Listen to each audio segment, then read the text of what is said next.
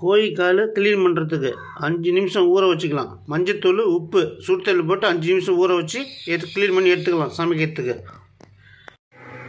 வணக்கம் நண்பர்களே, கோழிக்காய் க்ளீன் பண்ணி வச்சுருக்கேன்.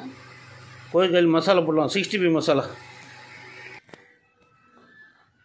மிளகாத்தூள் 1 tablespoon,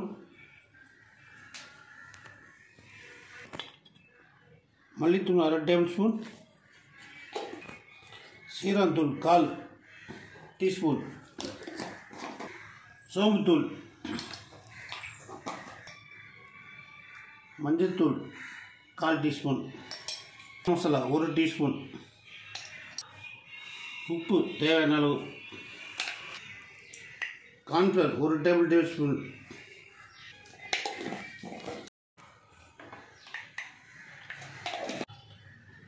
colour 1 pinch,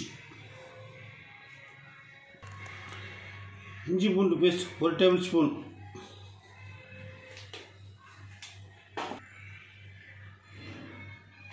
lemon 1 lemon,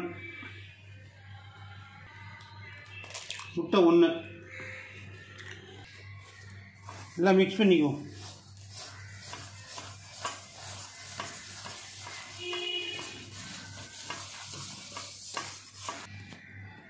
தண்ணி தேவையான அளவு கொஞ்சமாக ஊற்றிக்குங்க.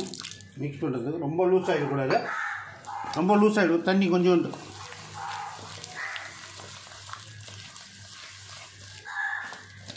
பால் போட்டு மிக்ஸ் பண்ணிக்குங்க.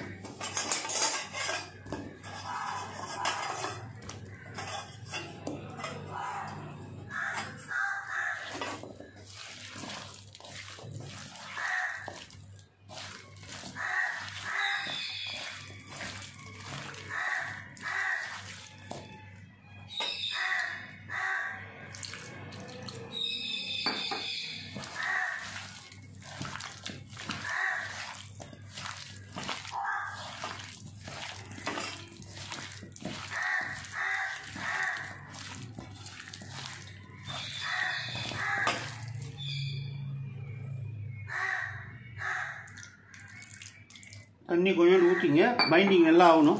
பைண்டிங் நல்லா ஆனால் தான் நல்லாயிருக்கும்.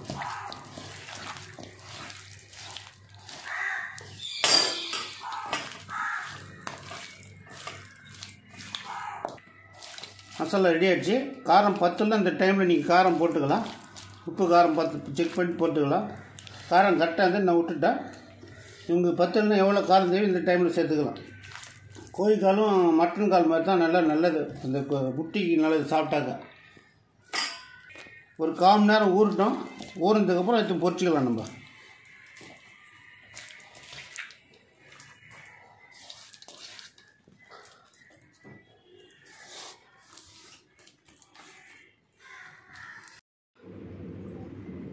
மசாலா போட்டு 1/2 மணி நேரம் ஆயிடுச்சு. இப்போ நம்ம பொரிச்சிக்கலாம். நம்ம ஆயில் வச்சாச்சு.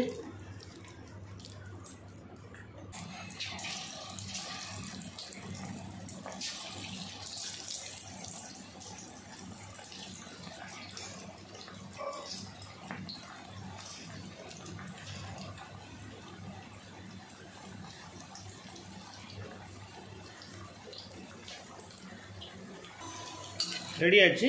இப்போ எடுத்துடலாம். நம்ம